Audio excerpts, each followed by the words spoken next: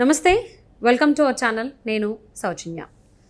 ఎన్నికలు కరెక్ట్గా కొద్ది రోజుల ముందే నెట్వర్క్ ఆసుపత్రులు ఏవైతే ఉన్నాయో ఆంధ్రప్రదేశ్లో ఒక డిసిషన్ తీసుకోవడం జరిగింది. అది జగన్మోహన్ రెడ్డి సర్కార్కి గట్టి దెబ్బనే చెప్పుకోవాలి. ఏవైతే హాస్పిటల్స్ ఉన్నాయి, ఆరోగ్యశ్రీ స్కీమ్ అనేది ఖచ్చితంగా ఇప్పుడు ఆపేస్తున్నాం అనేటువంటి డెసిషన్ తీసుకోవడం జరిగింది.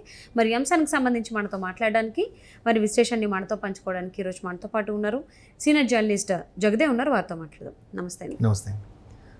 అంటే కరెక్ట్గా ఈ సిచ్యువేషన్లో నెట్వర్క్ ఆసుపత్రులు ఏవైతే ఉన్నాయో ఆంధ్రప్రదేశ్లో అవి ఈ హెల్త్ స్కీమ్కి సంబంధించి, ఆరోగ్యశ్రీ స్కీమ్కి సంబంధించి ఇలాంటి డెసిషన్ తీసుకోవడం అనేది ఏ విధంగా అర్థం చేసుకోవాలి అంటారు? ఎందుకు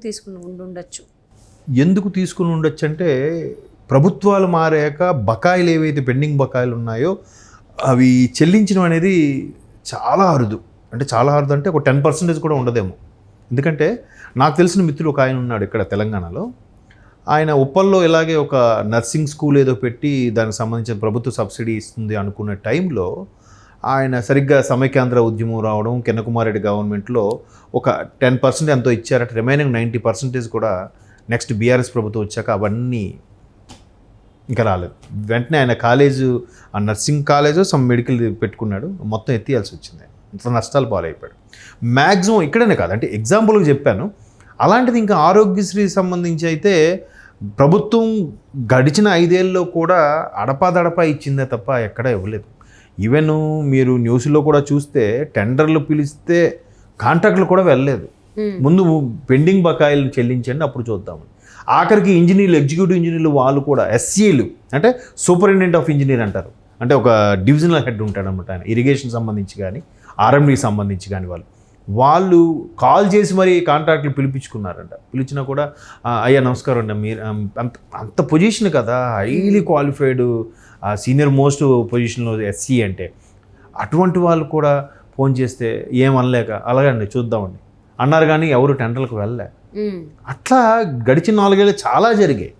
ఈవెన్ పల్లెటూర్లకి కుళాయిలు చేపించాలని, అదే నల్లాలు చేపించాలని చేసినప్పుడు కూడా దానికి పర్టికులర్గా కాపర్వే వాడాలి, ఇట్లా ప్లాస్టిక్ వాడొద్దని కూడా చెప్తే, అందులో వైసీపీకి చెందిన సర్పంచులు కూడా, వైసీపీకి చెందిన ఎంపీటీసీలు కూడా అది కాంట్రాక్ట్ తీసుకొని ప్రభుత్వం నుంచి వాళ్ళు చేసుకున్నారు. ఏదో 4 డబ్బులు సంపాదించుకోవచ్చు కదా అని.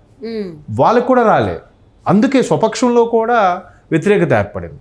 ఇంకా ఆరోగ్యశ్రీ అనేది నిజంగా మహానుభావుడు రాజశేఖర రెడ్డి గారు పెట్టిన పథకంని ఇప్పుడు అందరికీ వర్తింపు చేసేలాగా దాంట్లో మరికొన్ని డిసీజ్ కలిపి అన్నీ చెప్పి అంత సగర్వంగా చెప్పిన జగన్మోహన్ రెడ్డి గారు ఇప్పుడు అవి కూడా బకాయిలు ఇస్తూ విడతల వారీగా రిలీజ్ చేస్తూ, ఇప్పుడు జనరల్గా ఇన్సూరెన్స్ సెక్టార్లో కూడా క్యాష్లెస్ ట్రీట్మెంట్కి వెళ్ళేటప్పుడు ఆ ఇన్సూరెన్స్ సెక్టార్ కూడా నెలంతటా కలిపి నెలలో వచ్చేవని ఒకేసారి రిలీజ్ చేస్తుంది.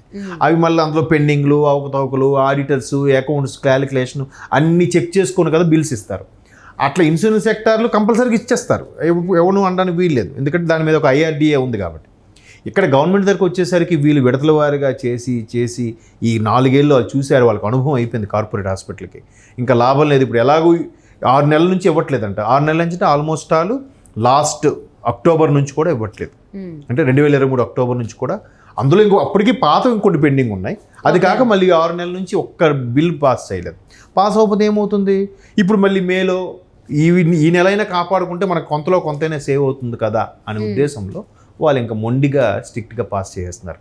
ఇప్పుడు ఎంప్లాయీస్ కూడా గడిచిన 5 ఏళ్ళలో పిఆర్సీ లేదు, టీఏ లేవు, డిఏ లేవు, ఫిట్మెంట్ కూడా వేసి తిరగాసి చేసి 27 కాస్త 23కి చేసేసి వాళ్ళకి మరి కొంచెం తక్కువ వచ్చేలా చేసి చాలా చేశారు.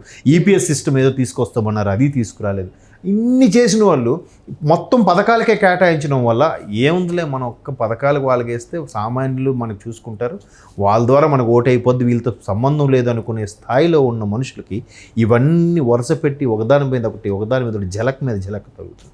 అసలు నా బాధ ఏంటంటే, పోనీ నాయకులకి అంత అవగాహన లేకపోవచ్చు, సివిల్ సర్వెంట్స్ ఉంటారు కదా మేధావులు, నిజంగా వాళ్ళు కరెక్ట్గా తలుచుకుంటే ఆ ఐఏఎస్ ఐపీఎస్ ఆఫీసర్లు కరెక్ట్గా అడ్మినిస్ట్రేషన్ ఇలా తిప్పేస్తారమ్మా.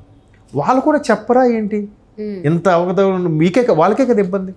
అరే మీరేం చేశారని చెప్పి రేపు పొద్దున ప్రభుత్వం మారినప్పుడు నెక్స్ట్ బాబు గారు గవర్నమెంట్ వస్తుంది, వీళ్ళందరూ సార్ మా పెండింగ్ బకాయిల ఆరోగ్యశ్రీ ఇవ్వాలని వీళ్ళు అపీల్ చేసుకుంటారు. అప్పుడు ఎవరున్నారు? పలానా శాఖకి పలానా వైద్య శాఖకి పలానా సెక్రటరీ ఒక ఐఏఎస్ సర్వెంట్, పలానా ఆరోగ్య శాఖకి పలానా సెక్రటరీ. వీళ్ళు మీరేం చేస్తున్నారో మీరేనే చెప్పొచ్చు కదా అని అడుగుతారు కదా. వీళ్ళకి ఇబ్బందే కదా. అవును. వీళ్ళేం మాట్లాడరు, అధికారులు మాట్లాడరు, రాజకీయ నాయకులు మాట్లాడరు. తిరిగి అధికారులు గవర్నమెంట్కి ఫేవర్గా పనిచేస్తుంటే ఇంక ఇప్పుడు ఎప్పుడు పెండింగ్ వస్తాయి? సరే ఈ నెల రోజులైనా కాపాడుకుందాం అని చెప్పి వాళ్ళు ఇంకా బ్యాన్ చేసుకొని డిసైడ్ అయ్యారు. ఆరోగ్యశ్రీ ఇవన్నీ కూడా ఎవరైనా క్యాష్తో వస్తే ట్రీట్మెంట్ తీసుకుంటాం, లేకపోతే లేదు. దానివల్ల సామాన్యుడికి ఎంత ఇబ్బంది. ఎవరైతే వైట్ రేషన్లో సరే నాకు ఆరోగ్యశ్రీ ఉంది, నేను చక్కగా సమ్మర్ హాలిడేస్ సెలవులు కొంతమంది ఊరెళ్ళి ఈ ఆరోగ్యశ్రీ కార్డు మీద సర్జరీ చేయించుకుంటాను, ఆపరేషన్ చేయించుకుంటాను, సరే మా అమ్మాయో మా కోడలో ఇంటి పట్టున ఉంటుంది, నాకు సర్జరీ అయిన రోజులు సర్వీస్ సేవ చేస్తుంది, సరే సెలవులో చేయించుకుంటాం అనుకున్న వాళ్ళందరూ కూడా ఇప్పుడు ఇబ్బంది పడుతున్నారుగా. క్యాష్ ఇచ్చి పే చేసుకోలేరు, అలాగని ఆరోగ్యశ్రీ కారు వర్తించింది. క్లియర్గా వాళ్ళు చెప్పేశారు. ప్రభుత్వానికి తిరిగి లేఖలు రాశారు, రెస్పాండ్ అవ్వట్లేదు. ఇంకా నువ్వు బోర్డు పెట్టేశారు, ఆరోగ్యశ్రీ ద్వారా మేమేమి చెయ్యం. ఏమి చేయగలరు కార్పొరేట్ హాస్పిటల్కి? అంటే ఇప్పుడు ఇది వైఎస్ఆర్సీపీకి గట్టి దెబ్బనే చెప్పుకోవాలి కదా. ఎన్నికల ముందు ఏపీ సర్కార్కి సంబంధించి చూసుకున్నట్లయితే. సో మరి అది ఇప్పుడు ఏపీ సర్కారు స్పందిస్తుందా పాజిటివ్గా? ఎలా స్పందిస్తుంది? సంస్థ ఫండ్స్ ఎక్కడ ఉన్నాయి? మొన్న శాలరీస్కి లక్కీగా ఫస్ట్కి వేసేసారట శాలరీస్ ఆల్రెడీ. పోనీ శాలరీస్ వేయకపోతే ఏదో కింద మీద చేసి ఏదో చేసేవారు. ఉద్యోగస్తుల మెప్పు కోసం శాలరీస్ వేసేసారు. బట్ వాళ్ళకి కూడా తెలుసు, ఎందుకంటే ఎంప్లాయీస్ అందరూ సంబంధించింది కాబట్టి ఆల్మోస్ట్ వాళ్ళు 5 lakhs అబోవ్ ఉంటారు కదా. సో ఇది ఖచ్చితంగా అందిపుచ్చుకుంటే వాళ్ళకి ఆల్మోస్ట్ 5 లక్షలకి ఇంటికి ఒక్కరి చొప్పులు వేసుకున్నా 10 లక్షల దాకా వేసుకోవచ్చు ఈజీగా. నామకి వస్తే ఇంకెక్కువ కూడా ఉండొచ్చు.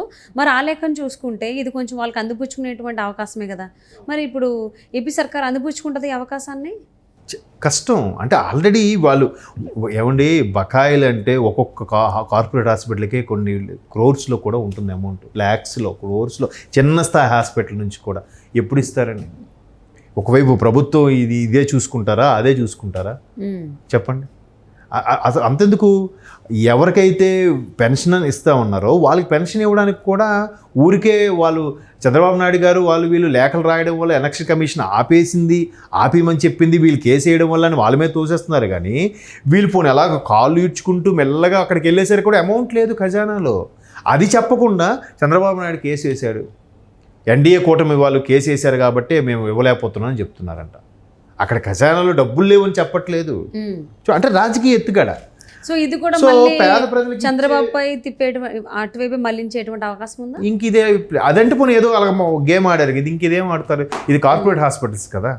కార్పొరేట్ హాస్పిటల్స్ ఒక్క చంద్రబాబు వెనకుండి నడిపిస్తున్నాడు. అందుకే ఇప్పుడు ఈ టైంలో ఎంప్లాయీస్కి అందరికీ కూడా ఆరోగ్యశ్రీ లేకుండా చేస్తున్నారు, వారు కావాలని చేస్తున్నారని మాట అనడానికి ఏముందని అని చాలా మంది అభిప్రాయపడతారు. అందుకు అడుగుతున్నారు, అంటారు కూడా, అది కూడా చెప్తారు. ఇప్పుడు సింపుల్గా ఎవరో ఉంటారు, ప్రభుత్వ సలహాదారులు వచ్చి మాట్లాడతారు, ఇదంతా చంద్రబాబు వెనక నుంచి వాళ్ళు ఆడిస్తున్న నాటకం అండి అంటాడు సింపుల్గా. ఎందుకు ఆడిస్తాడు ఆయన? ఆ కార్పొరేట్ హాస్పిటల్ వీళ్ళకి ఇస్తారా? కార్పొరేట్ హాస్పిటల్స్ అన్ని పార్టీలకు చెందినవి ఉన్నాయి కదా. ఒక్క చంద్రబాబు గారికి టీడీపీకి చెందిన పార్టీ హాస్పిటల్సే లేవు. అలాగైతే కడప సరౌండింగ్స్లో ఆ పార్టీకి చెందిన కార్పొరేట్ హాస్పిటల్స్ చాలా ఉన్నాయి. ఇప్పుడు వాళ్ళందరూ ఏం చేస్తారు? ఇప్పుడు వాళ్ళందరి మీద ఏం చెప్తారు? బయటికి ఏం స్టేట్మెంట్ ఎవరు సైలెంట్ కూరుకుంటారు, ఏమో పార్టీకి ఇబ్బంది కలుగుతుంది, వాళ్ళకి తెలుసు. ఏపీ సర్కారు ఈ ఎంప్లాయీస్ హెల్త్ స్కీమ్కి సంబంధించి పాజిటివ్గా రెస్పాండ్ అవుతుందా, అసలు రెస్పాండ్ అవుతుందా లేదా, అయితే వేరే ప్రతిపక్షాల పైన మళ్ళించేటువంటి అవకాశం ఉందా చూద్దాం అండి. థ్యాంక్స్ సో మచ్ శక్తిదేవ్ గారు. Thank you.